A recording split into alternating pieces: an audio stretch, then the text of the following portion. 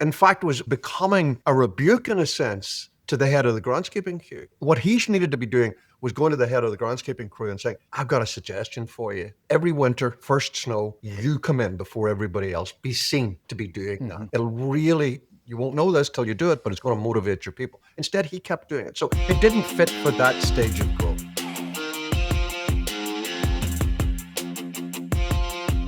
Welcome to the How Leaders Think podcast, a show that transforms you by renewing your mind and giving you new ways to think. I'm your host, Kenny Lange, and today with us is the Les McKeown. He's a founder and CEO of Predictable Success.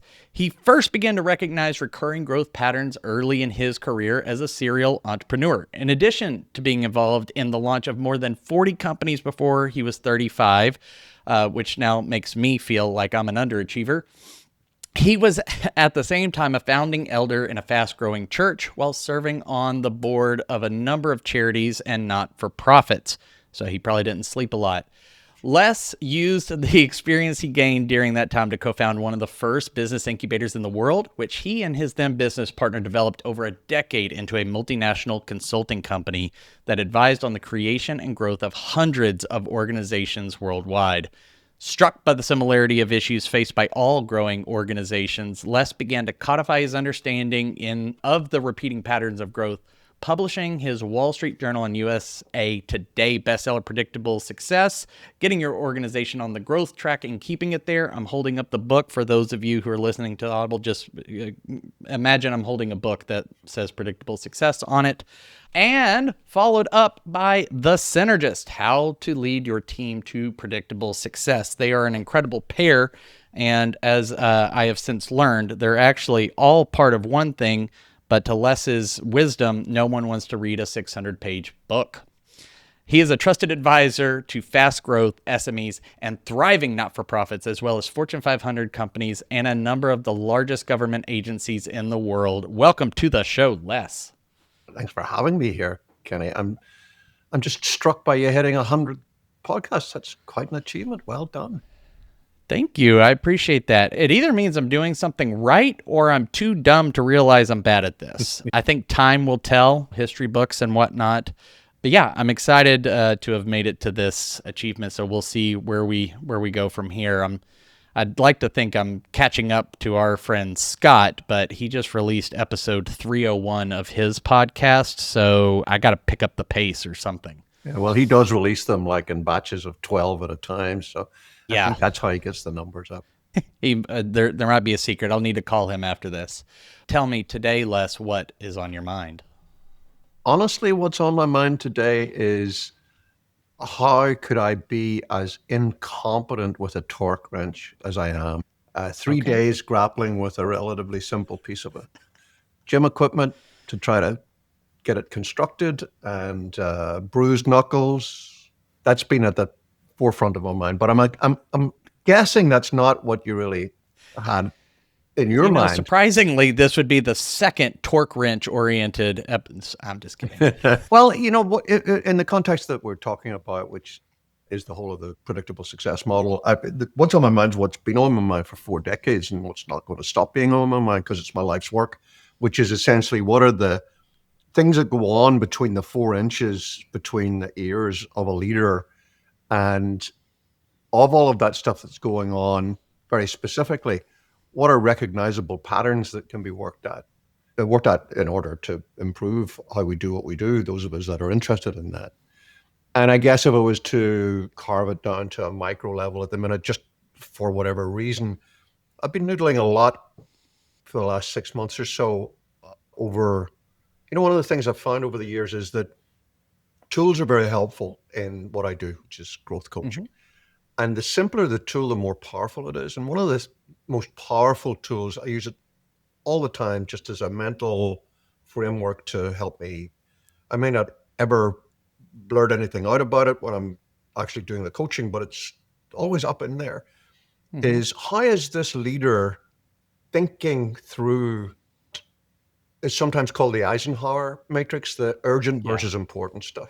Because I work a lot. I don't do remedial coaching. I don't come in to work with people that are failing. Not that there's anything wrong with doing that. It's just not what I do. I work with people who are really already exceptional leaders, and I'm trying to help them squeeze out the next step of improvement.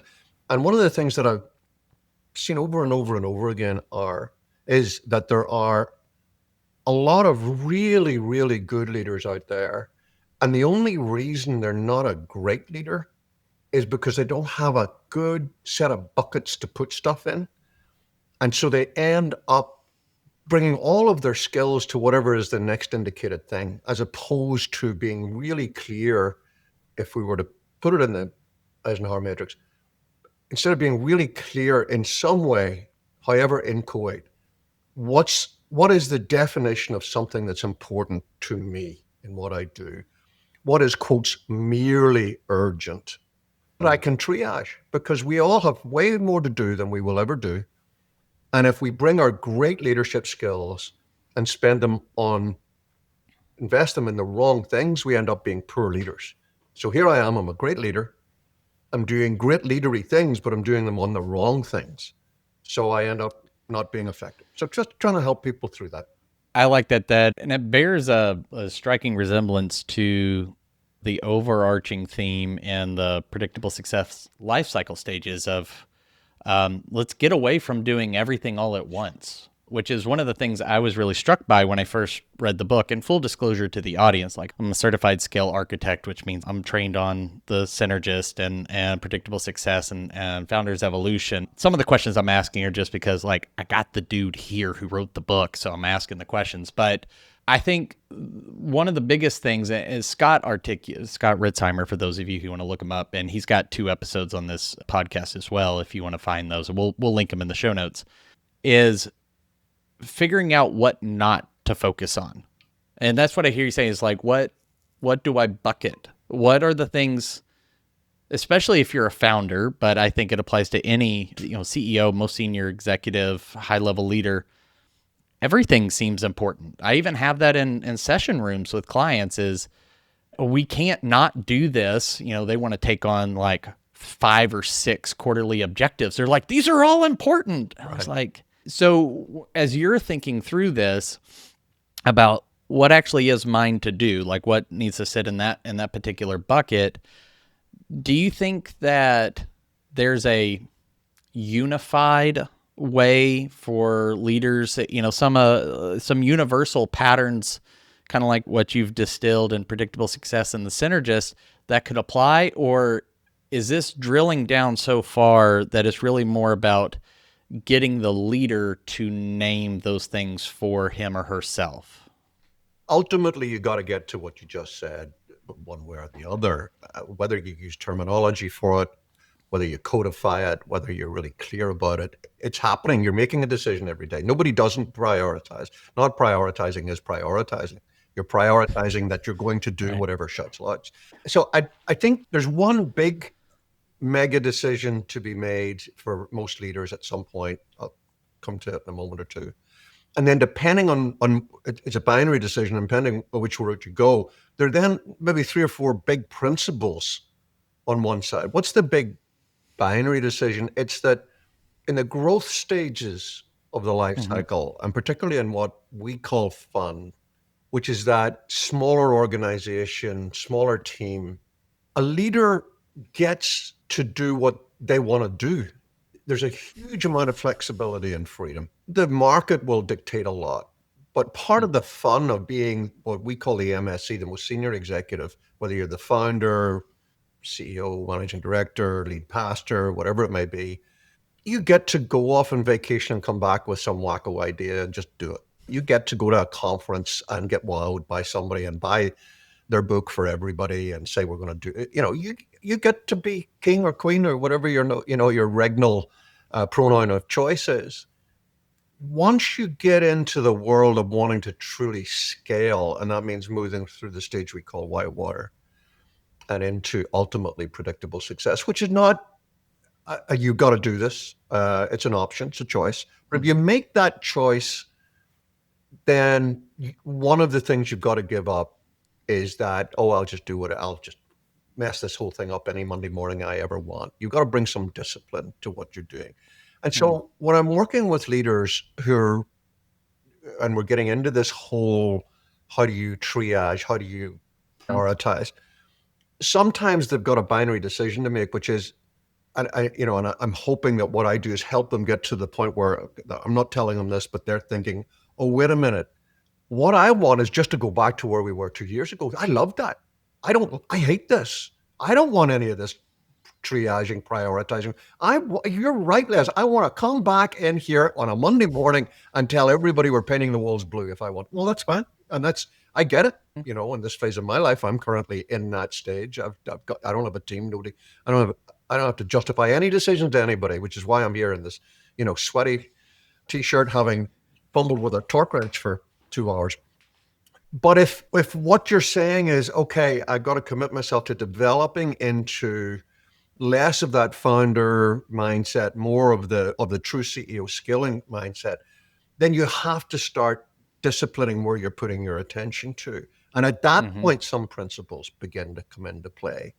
And I think the key one is, do you understand the degree to which you're doing things because of the curse of knowledge or because of the curse of preference, as opposed to doing things because that's what would be the best thing for you now to do?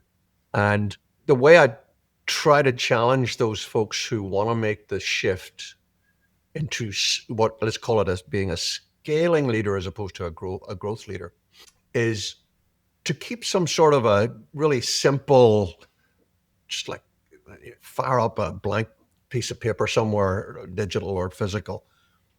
And at the end of the day, take literally 5 minutes. That's all it takes.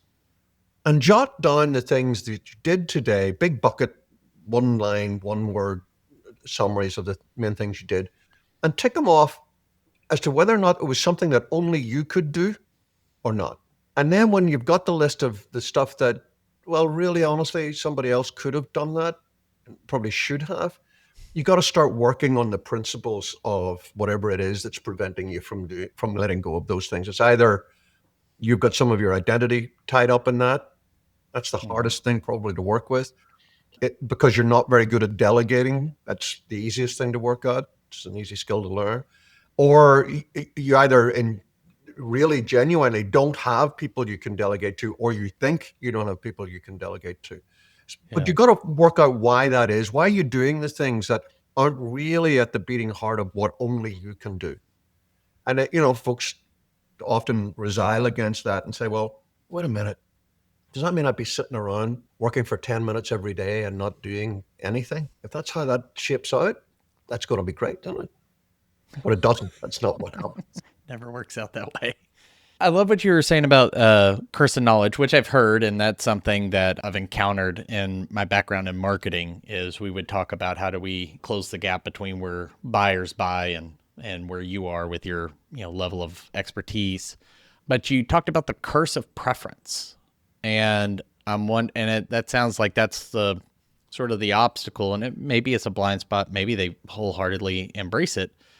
Can you talk a little bit about what that is and how that shows up in a leader? Well, the curse of knowledge and the curse of preference have a shared curse, which is they're sometimes a little bit difficult to tell apart. So if you're the founder, this is a given, but it happens for non-founders as well. If you've just been around a long time, you have the curse of knowledge. You know what and probably you did it 2 years ago, right? So you led every ministry in the church. You fired up the machinery when you came in the morning. If it snowed, you were the one that shoveled the path from the car park to the front door. So you were doing all of those things, and you learn how it works and passcodes and best ways and all that sort of stuff. And then the business grows.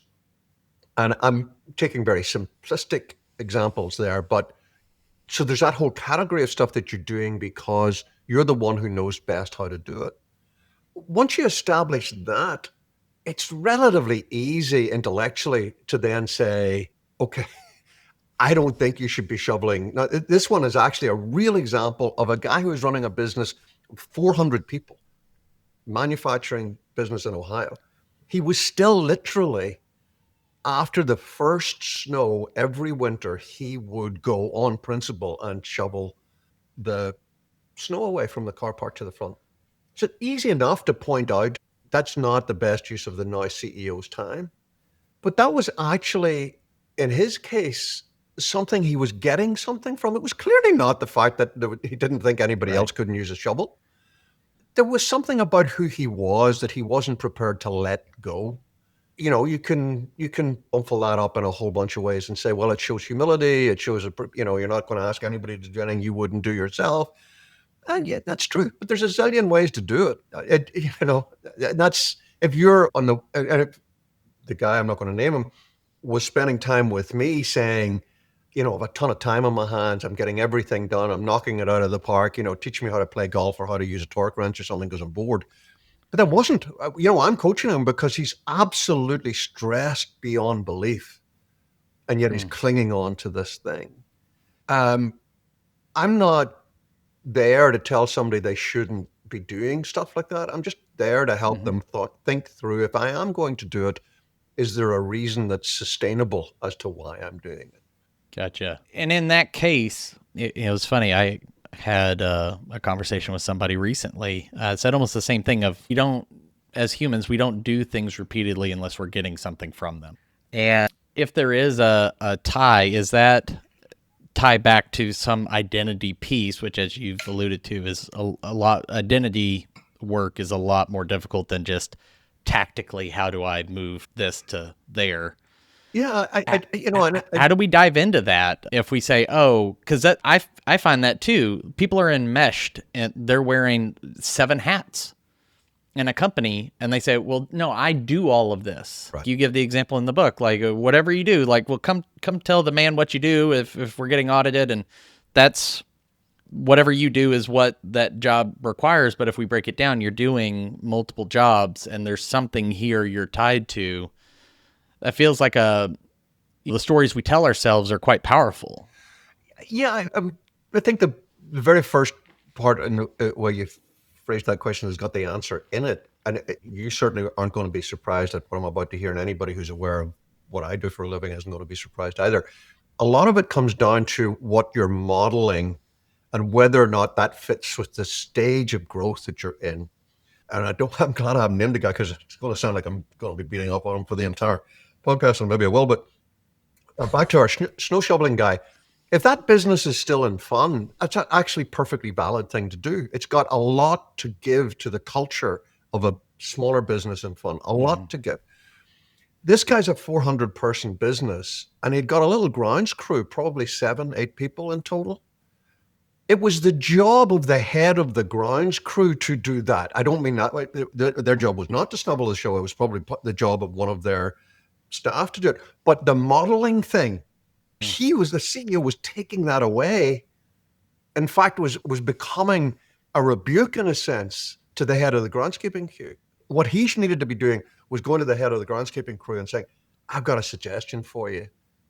Every winter, first snow, you come in before everybody else. Be seen to be doing that.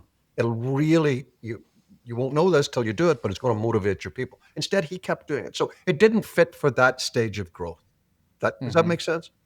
Yeah, absolutely. There's, I've heard the right thing at the wrong time is the wrong thing, which, there's tons of, which is throughout your work of, yes, these are all good things to do in a business. But if you're in, what we would call, or you call, the early struggle, and you're getting really obsessed with brand identity and complex systems of organization, like that can come later, but that's not going to help you move the organization forward, whether you're in sales or nonprofit or something, you're in that existential crisis. When you start talking with a leader, and again, these are exceptional, high performance individuals you're working with, like you're helping them optimize. As they start to triage, is it about uncovering not necessarily guidelines, but our own principles that we've been operating by, and just becoming aware of how we're doing it? Like you said, we're making decisions all day, every day. We're prioritizing, whether we admit it or not. As leaders, is it on us to engage with someone like you or me or maybe a close friend to say, I'm making all these decisions. It's panning out pretty well. Like, I'm doing well here, but why am I doing well? how am I organizing? I have buckets. I don't know what they're named. I don't know where they are. Maybe they're invisible. How have you helped other leaders go through that, or what are the patterns you're seeing in these high performance leaders becoming more aware of how they're already starting to bucket? Because I'd imagine when they're aware, now they can start to intentionally put things in buckets instead of being on autopilot. Well, yeah, a lot of it, but all of it actually, for me comes down to why did they come to talk to me in the first place? Because, nobody shows up for coaching saying, everything's going well. I have more money than I know what to do with. So here, take it and talk to me for a couple of hours every month. There's an expressed issue. And although the words that are used are always very different, and the eventual ultimate cases can often be very different, there is a big bunching in the middle of great leaders who I work with who are saying some version of, I'm pretty sure I'm doing the right things, but they are just not getting it, right? I'm not getting the amplification impact that I should be getting. Feels to me when I hit this domino, others should be falling down as well. When I put my foot on the gas pedal, the car should be going forward faster than it actually is. So it's the lack of amplification from what has worked very well for them up to now, but isn't getting that amplification that they had before. And as best I can understand it, part of that, so the majority of the people that I'm working with out of my cursive preference, are typically founder owners or long-standing leaders who are now taking an organization into that larger growth stage, either through Whitewater or they've come into predictable success.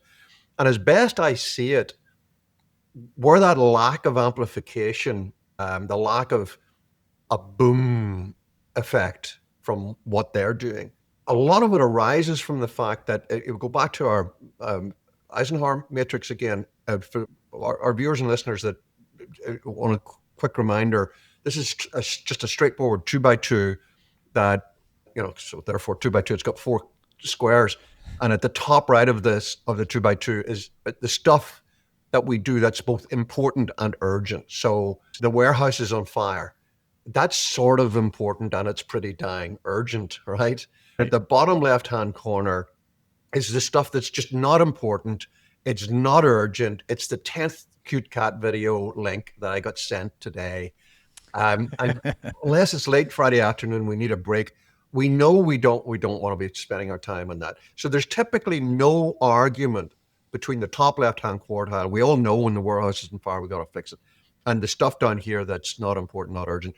The constant battle leaders have is splitting the rest of their discretionary time between what's urgent but not important and what's important but not urgent. And what always happens is the urgent wins and the important doesn't get done. So strategic planning gets screwed to the end of the year. Performance reviews never get done. I tell everybody I'm going to write a book and I never write it, because the urgent always outweighs the important. But from a leadership perspective, there's one other thing that's really important. The higher you are up, and forgive me, I think this phrase has gone out of fashion, but the higher you're up the totem pole, the more you get to draw those lines. The rest of us, for everything's flowing down, the lines are drawn for us. The organization as a whole has set some sort of, may not be expressed, it may be, there might be very clear SOPs that tell us what's urgent, what's not important. You're a leader, you get to set those. You're a leader on the growth side, you get to set those, and what you set them to be are what they are for the organization as a whole, right? There's a immediate Velcro-like correlation between your perception as the leader of what is urgent and important and what everybody else falls into line to do. So the dominoes fall, because there's no dispute about that. You get into a more complex environment where you're building what we call a T1, a genuine senior leadership team. They're defining urgent and important. That top right square they've got to be able to define that for them. And you're sitting there as the MSE, as the CEO, let's say, and your VP sales and marketing or your worship leader or whoever it may be is spending time in something, and you just start drumming your fingers and then you're gritting your jaw, and then you're banging on the table. And before you know it, you have this meeting where you're saying, what's happening here? I thought I made it clear that this is important. That's urgent. This is not. That is. And the whole of that lack of amplification comes from the fact that now we've got, as it were, 5, 10, 15, 20 versions of that Eisenhower matrix. And they're all, the squares are drawn differently in every one of them. Now, what does that say in terms of efficiency and effectiveness within the organization? It means the more that drift happens, the less effective, the more redundancy in the system, the more frustration. Now, Right. I realize I'm ranting on about this, but you did ask. The answer is not that everybody is playing off the exact same playbook. That can't happen. A VP HR is going to have a different set of Eisenhower matrix urgent, important imperatives than the VP sales. But if they Right. harmonize to the CEO or the lead pastor, then everybody's just bewildered. And that's what I help a lot of MSEs, most senior executives, try to do, is to realize, are you getting irritated with them because they've got the wrong criteria on how they're prioritizing stuff? Or is it just that you would prefer them to do things the way you would do them, which is a wholly different thing altogether? And you've got to unless the thing you prefer is something that we'll all go to jail if we don't do it that way, there's at least the possibility, the hypothesis, that you might want to let them do it their own way. So I spent a lot of time in there. There's a lot to unpack in that, which I really like. And I jokingly say, are we even talking about leadership if we don't mention a 2x2 matrix or a Venn diagram? So we've checked the box. We're officially talking about leadership. And I've experienced that. It's very easy to tell on those opposite sides. How do you recommend teams because to your point, we can't have the exact same things bucketed, but we need to have enough of a shared definition so that we can apply it to ourselves. Well, at least in our context, right? Like you said, sales and HR, like the definitions of urgent and important may be loosely the same, but the things in their buckets are very different. And that's where we avoid redundancy. So what have been your thoughts as you've been chewing on this the last 6 months? As you say, 2 out of the 4, really easy for everybody to pretty much agree on. How do we start to detangle and untether what's urgent from what's important? Because I think a lot of people, like you said, urgency wins, but they'll say, well, it's really important that I get this done now, right? They start transposing the words and the definitions get mixed up. And before we know it, we're just, as I jokingly say, I'm going mock Jesus with my hair on fire. How have you been thinking about, or what have you been noticing are some healthy patterns with teasing those apart so that, whether it's teams or individuals, can get clear on the meaning of urgent, the meaning of important? Which a very, first of all, it's a lifetime's work. It's, we'll all always be working on that. We do that in our relationships. Anybody who's married knows that, the difference in perception between what I think is important, what you think is important, what's a preference of mine, and what's, something we should definitely be doing. I mean, it might be a preference of mine that we go to Disney World for the 7th straight a year in a row, but that's probably not a global principle. And there's room for discussion. Disney would like it to be a global principle. Well, they're doing very well at trying to make it so. But what I almost always recommend to folks is just start with the one person on your team that you feel least aligned with on this, and tell them that you're just struggling with getting a sense of what's important to you as VP of sales, and how that interacts with my world. And a good way to start is just be open about want to have the conversation. Say, why don't we get half an hour on Thursday? And here's what would be really interesting. You, Madam VP Sales, just don't put a huge amount of work into it, but spend 10, 15 minutes and jot down, what do you think? And it's not a gotcha question, but jot down what you think I think is important in my job and what you think I think is important in your job. And I'm going to do the same for you. And let's just get together and talk about it and see what comes out of that. Right. And typically, to shorthand this and go to the last slide in the deck, if I was making a presentation here, somewhere around 80% of the grief that happens in there lives somewhere in the world of me as the most senior individual leader, seeing you do stuff that I think is, quotes, merely urgent, and you should be delegating to some people on your team to do, and you should not be spending time on it. And I, as the VP sales or the worship pastor, or whatever it may be, I see those things as fundamental to my role. And I don't see that they're delegatable stuff. If we end up agreeing that they are, the problem solved. We may not be able to do it right away because we may not have the team to delegate it to, but at least we're now agreed. I'm doing this stuff that winds you up, but will you let me do it until I find somebody who can? It's when there's a difference in perception as to what I should be doing in my job and what you as my boss think I should be elevating to the realm of important and urgent. And just having that discussion. I mean, ideally, if we talked about 2x2s and Venn diagrams, let's get really gross and say, ideally, well-written job specifications and an effective org chart fix that. And as you know, funny enough, when we're working at an organizational level, what senior leadership teams get a little perplexed about initially, they typically see it very quickly once we start talking about it. That's exactly where we tell people to start, is if you don't have an effective org chart, if your org chart is not a machine for decision making, there's so much stuff flows from it. And this is just a subset of all of that. All of the stuff we've just been talking about is typically a result of a leader with other leaders in an environment where their job descriptions are not crystal clear and that they're not set in the context of a highly effective, highly efficient org chart. Now, but if you were to start with those words, everybody would switch off. So Yeah, you got to start like, with we have one of those. Yeah, we wrote that 3 years ago, and yeah, why would I want to? Why would I even want to look at it again? That tells you there's a problem. It does. I tell clients now that I've been at coaching for a little bit. I said it's surprising the number of times that I have a client report to me, I'm just struggling with this and we can't seem to get here, and I'm in conflict with this. And I ask them, what does your org chart say? And they go, what? Like I'm not talking about that. I'm having a conflict with so-and-so over this topic. And I was like, no. I understood you. What does your org chart say about this person's role or yours and theirs? Who owns it? And then they slowly go, oh.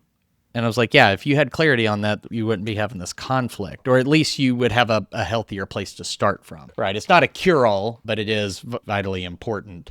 I had that conversation with somebody recently. Two executives had a very differing opinion on what to do with a highly talented individual in the organization who's just willing to jump in and do whatever, probably wired as an operator. They're just like, hey, whoever's got something for me to do, let me go run through that brick wall. They're like, she should be here. No, she should be here. And I was like, what's her seat say? What do these seats say? And they're like, oh, we haven't built out to that far. And I was like, maybe we should do that as an example. And they're like, oh, yeah, I guess that would save us some grief, which, again, going back to what you're saying, a machine for decision-making or high-quality team-based decision-making, which I'm pretty sure I said 72 times last week, which was fun. Hopefully my client can do a bad impression of me saying it over and over again. This sounds like it's focused a lot more, like your thoughts have been focused a lot more on the leader, because obviously like the Predictable Success book is really like organizational wide and making the decision between growth and scale. And I love that distinction.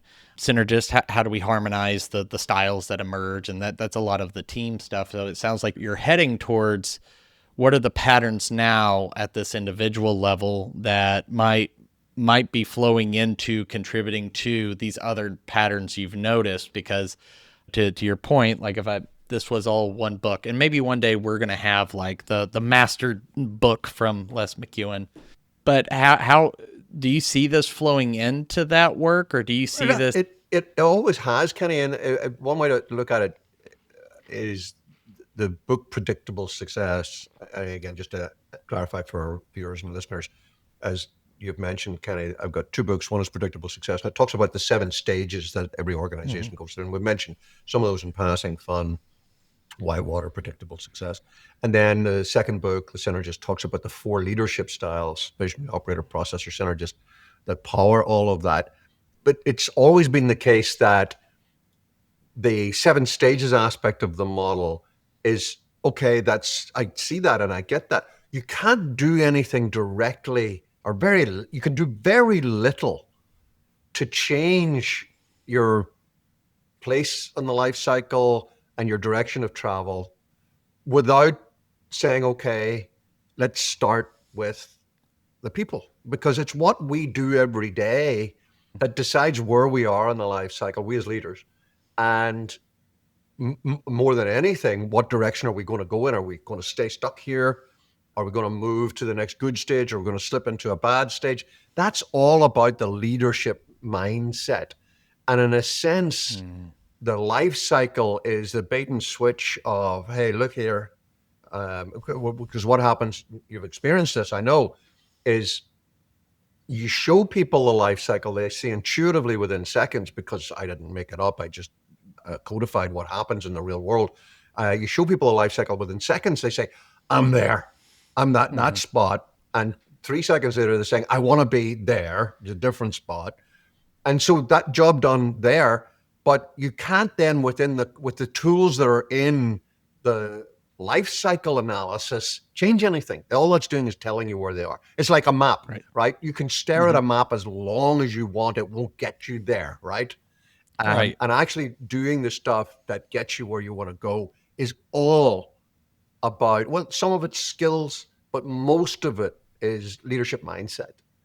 And, Marshall Goldsmith, old friend of mine and somebody who blurbed the Predictable Success book for me, he put it perfectly in the title of one of his books and one of my favorite business books.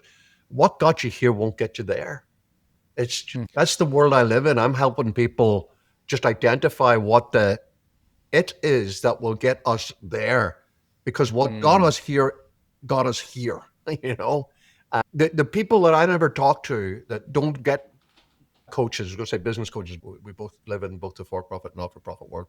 The folks who never use them, one of the reasons for that is they don't see that the toolkit that got us here, my toolkit, my leadership toolkit, maybe the best leadership toolkit in the world for the journey so far, but it's not going to get me over that Sahara or through that desert or across that mountain range, whatever comes next. I need new tools. And that's all about what's up in here. So it's a long way of saying, for me, it's always been the leader that's, my joy is working with leaders. There's only so much I can do with an organization. No, I would agree with that. Then that sounds like there is a greater challenge in shifting your mindset towards something, which, I mean, literally this podcast is angled at. That's why it's called How Leaders Think, not What Leaders Do. What is maybe one of the biggest obstacles to changing mindset? Because you can change tactics. And I think that's where people get the different books and the conferences and things like that. Oh, we've got the newest thing that we can do, or AI is going to fix all of this, or this new, I learned this system and the system is going to be our savior and take us to this next place. And I'm not here to say that systems and processes and tools and things like that are bad. I use two handfuls of them and I love them.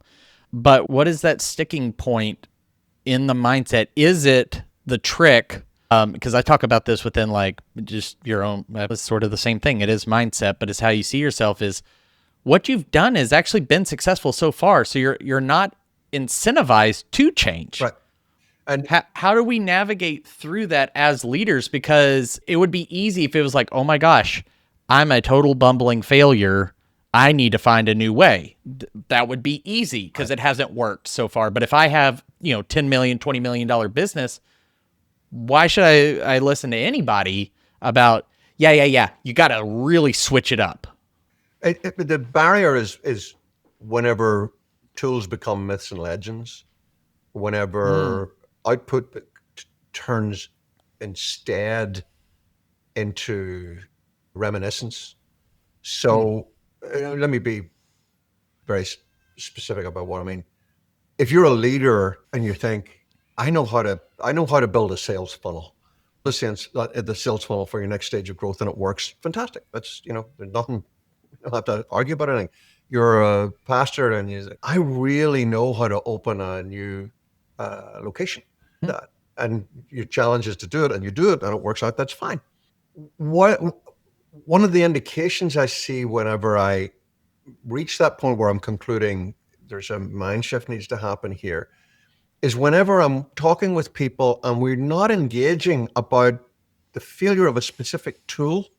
What we're doing is we're talking about back in the day and why can't I, and this used to, and right, and the natural, we all do it, the natural sort of presumption and natural desire is to say, okay, this happened back in the day. I need this to happen now. How can I take that thing, pull it over back in here and make it work? As opposed to saying, the issue is that doesn't work where you are now. A great, I was going to say old, I think he's actually dead now, but there was a Christian philosopher that's still alive back in the day called Francis Schaeffer. And he used to talk about pushing people to the logical conclusion of their presuppositions. And that's a lot of what I'm spending time with people doing, is they've got presuppositions that are built on success. And I'm not exempting that. We all have risks. My job is not to be better than anybody else. I'm just there to help put a mirror up. And sometimes we just got to be pushed to the logical conclusion of our presuppositions. Okay, if that myth you just told, that story you just told me, that I don't mean myth in the sense that it didn't happen, but that wonderful thing that, whenever you flew to Chicago and got that superb piece of business that nobody ever thought you were going to get again. Right. If that's what you're harking back to, I got to somehow help you see that was a fun thing, capital F-U-N, that fun stage, that in predictable success, you can't possibly expect to model that again. That's not how it works here. So let's talk about that. Gotcha.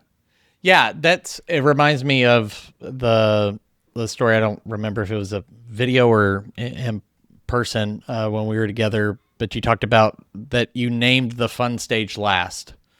And it was probably one of the only stages, I think you said, was named because of the absence of something. It was named relative to, like, when I'm in whitewater and people are saying, it's just not fun anymore. Right. Why couldn't it be like... Right. This just isn't the good old anymore. Right. Right. Which also makes me think of a great quote from Andy Bernard on The Office. He said, I wish there was a way to know you were in the good old days while you were still in the good old days. Right. And I think we all do wish that from time to time. And I think that can be hard, because you could imagine, my best days are behind me, right? That it isn't the best is yet to come, which is why I love, it was clarifying to hear, just from your experiences with leaders hitting whitewaters, like, no, wait, like I already went through the hard time. I got out of that. But did we forget something? And it's like, no, it's just, there's a new choice to be made. It's not survive or die, which is all well and good and binary, but now it's just stay in fun, or do we plow ahead and grit our teeth and know this might suck a little bit, but if that's where we want to go, then we got to be willing to make that trade-off. Like you've been saying, is, are you okay with trading this for that? Right. And it goes way back to one of the very first things we talked about at the top of the call, which is there's no rule that you have to make this transition further that I've been talking about. There's nothing wrong with getting to whitewater, looking back at the fun stage, and you're quite right, we often only call it that when we're come out the other end of it, and say, I want to go back to there. That's where I'm going to be happiest, is making the diving catch every quarter, flying to Chicago and getting that piece of work that nobody else could have got, digging the snow away from the first. I want that. That's the way I want to live. That's fine. But don't give yourself a lifetime of frustration by wanting to go back there, but pushing forward into into a world that requires a different type of leadership that you don't want to exhibit. Do what I did. I mean, I've been in predictable success numerous times. I've made a choice to go back to fun. That's, I made that choice 15 years ago. There's me, my dog, and that's it. and I'll dig. If it snows, I have to dig the driveway. There's nobody else to do it. So there's Right. no moral judgment here. It's all about doing what makes you feel most fulfilled. But if you want to get to that J-curve scalability in your organization, for profit or not for profit, as opposed to the fun stage, sort of more convex growth, there's going to need to be a development of your leadership skills. If that a metamorphosis of your leadership skills, not in a better compared to worse way, just different. Yeah. And which I think that part, at least for me, would bring some relief, which is it's not that we're not shaming you for being a certain way to get you there. In fact, like you said, it may have been the best toolkit in the world to get where you were. And that's where I quote him often, but Ken Wilber had a great saying of transcend and include. That's great. But we got to go to the next thing. It's sort of like being in grade school. Just because you're moving into sixth grade doesn't mean that suddenly third graders are the dumbest thing on earth. You were once in the third grade. And now you've got to do really complex math, or probably Common Core math or something. I use math as an example. I'm not terrible at it, but when you start putting like shapes into it, I'm out. And that just demands something I'm not willing to lean into. There's my trade-off. So maybe that's the limit on some of my success. This has been great fun. If somebody's listening, they're like, all right, I think maybe I got some clarity on what I'm butting up against. Maybe it's the 4 inches between my ears, and my reality is encountering something that I wasn't prepared for or planning for. What's the first step or a baby step someone can take in the next 24 hours spending little to no money to just start to get honest about where they are and where they want to go, like those principles and values you mentioned? I'd take about, I don't know, depending how close they are to their computer, 3 minutes, and let's say 7 minutes, and it cost them $19.99, is just go buy this book, buy the Synergist. Is why I wrote it. And I'm not holding this up and using it as the answer to your question because I need the $1.93 I get from each copy that people buy. It's because that's why I wrote it. It's to be able to answer that question. What's an easy thing I can do? All of the principles that we've talked about are fleshed out in terms of trying to understand your leadership style in the Synergist. That's why I wrote the book. Excellent. So that flows. So we'll have that linked up for sure, Amazon, but you can also go find it wherever fine books are sold. I don't know why it's always wherever fine, whatever it is, are sold. Are there unfine, unrefined, like wherever terrible? Nobody ever says that. When I write a book, I'll have to say wherever terrible books are sold is where you can find mine. For those of you listening, if you've made it this far, thank you. You're the people that I'm making these podcasts for, because you'll stick around to the end and really get all the gold nuggets. Les, thank you so much for your time and your work and the things you put out in the world. If people want to know more about you and what you've got going on, where should they connect or find you or read more? It's all at predictablesuccess.com. Everything's there. Boom, it's there. And then you can follow along on LinkedIn. He'll pop up in there. He'll leave you a nice comment. Thank you so much. It's really meant a lot, and it's great tools to unlock for anyone. So, and if anybody has any other questions too, I'm also happy to answer. But obviously, Les wrote the books, and he's got a cool accent, so it all sounds smarter than anything I could say because I'm from Texas. But anyways, well, thank you so much. Like, rate, review, and remember, change the way you think, you'll change the way you lead. We'll see you.